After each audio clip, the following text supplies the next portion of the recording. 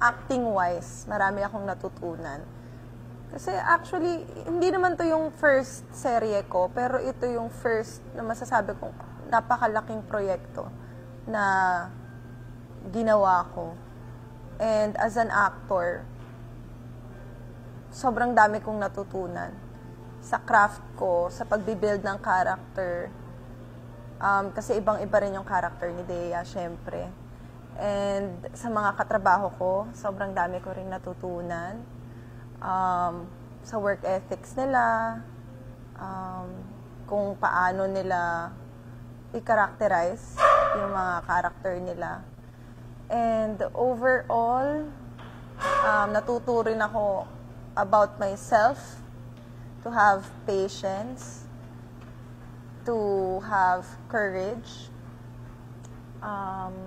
and magtiwala lang sa sarili. And ayun lang. Actually, itong show na to, I know na malaki yung impact or magiging impact nito sa career ko and sa buong pagkatao ko. Mahirap siya. Hindi siya madali. And kailangan talaga ng dedication.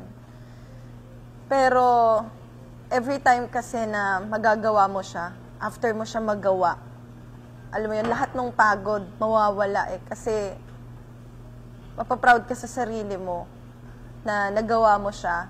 Especially pag napanood mo, parang lahat ng hirap or pagod nga, hindi mo na siya maiisip. And ayun, kailangan talaga ng dedication and tiyaga. Kasi, syempre, kailangan din namin ingatan yung physique namin. Aside from that, so kahit wala kaming mga fight scenes minsan, kailangan mo i-maintain, kailangan mo pa rin mag-workout.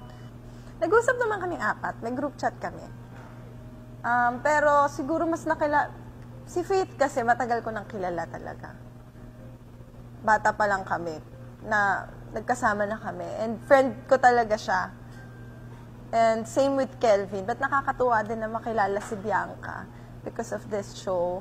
And nagkakaroon kami ng time to bond, to get to know each other more. And I treasure that.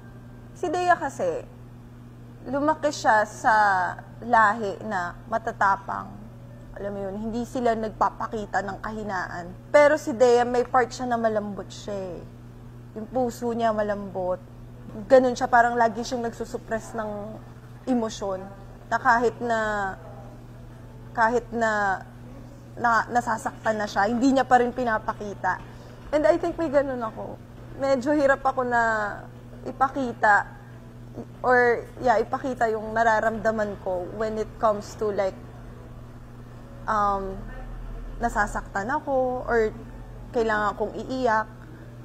Hindi ako sobrang sanay na magpakita ng ganong emosyon sa mga tao sa paligid ko.